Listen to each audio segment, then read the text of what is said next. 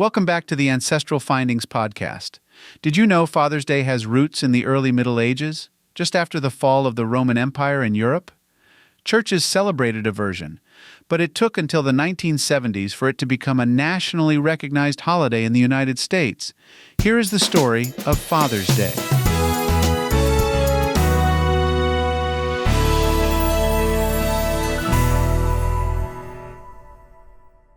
Father's Day hasn't been celebrated in America for as long as Mother's Day has, but it is no less important to us now. Indeed, it has become a treasured American holiday. However, Father's Day is not only an American holiday. Its roots go back much longer than you might imagine. While it took until the Nixon administration for Father's Day to become an accepted holiday in the United States, its foundations are in the Middle Ages. Here is what you need to know about the history of Father's Day. A primitive early version of Father's Day was being celebrated in the Catholic nations of Europe since medieval times.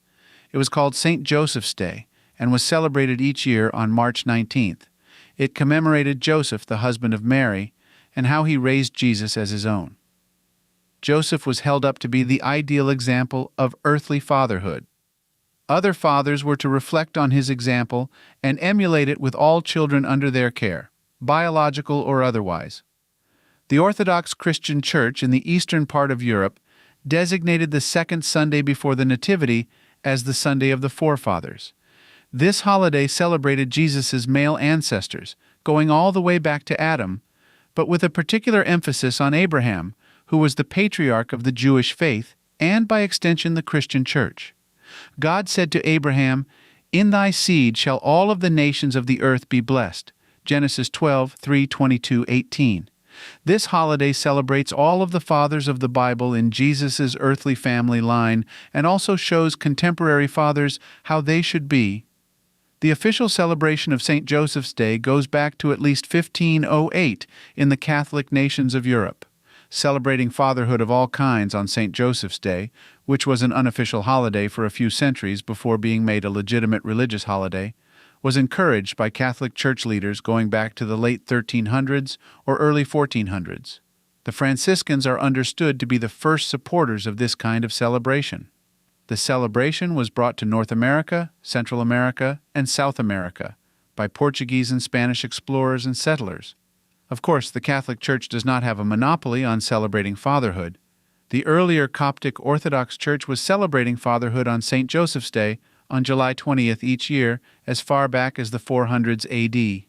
There is an International Men's Day that many countries around the world celebrate on November 19th each year. This holiday celebrates all men and boys, including fathers. So, even in countries without an official Father's Day, there is an informal one with this internationally celebrated holiday. The Roman Catholic Church still celebrates their Father's Day on St. Joseph's Day today, and they sometimes include their spiritual father, usually their parish priest, in the celebration. This depends on each individual church, but it is a common practice. While Father's Day seems to have been celebrated in Europe for centuries, its acceptance in the United States was not as easy as one might have imagined. Outside of people in the Catholic Church, there was no official Father's Day celebrated in the United States until the early 20th century.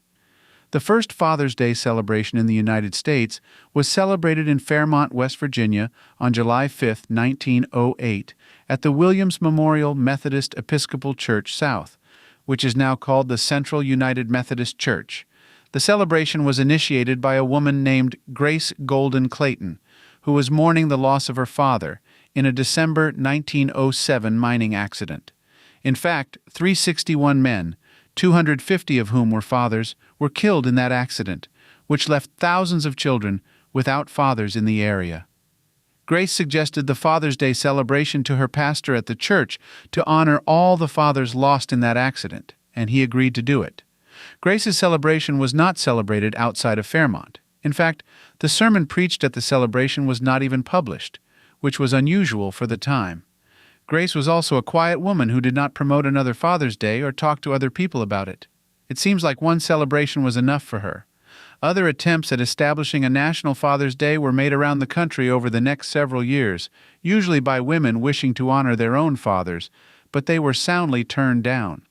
The number of people suggesting a National Father's Day over the next few years led to many different people claiming that Father's Day in the United States was their idea.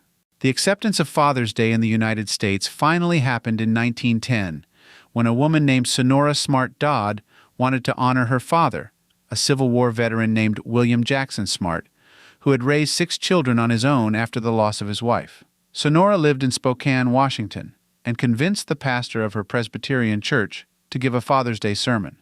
She wanted it to be on June 5th, which was her father's birthday, but her pastor did not have enough time to prepare a sermon. Instead, it was celebrated on June 19, 1910, which was the third Sunday in June. Other pastors around the city also got on board with the idea, and Father's Day was celebrated citywide in Spokane that year. The celebration faded into obscurity in the 1920s, while Sonora was away studying at the Art Institute of Chicago. However, she brought it back to town in the 1930s and began working to raise awareness of Father's Day nationwide. She got manufacturers of things like ties, pipes, mugs, and other traditional gifts for fathers on board to help her promote it, as this would economically benefit them. The holiday began being celebrated in many places nationwide by 1938, but it was resisted by Americans for a long time because they viewed it as merely a commercial scheme to reproduce the success of the previously established Mother's Day.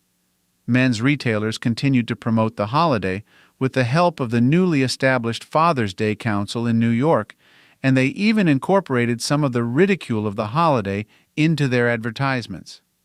Attempts to make Father's Day a nationally recognized holiday continued for decades, but Congress did not like the commercial connotations of it. Presidents Woodrow Wilson and Calvin Coolidge tried, without success, to establish a national Father's Day holiday. Eventually, President Lyndon B. Johnson issued the first official Father's Day proclamation in the United States, making it the third Sunday in June. In 1972, President Richard Nixon signed a bill into law finally making Father's Day a nationally recognized holiday.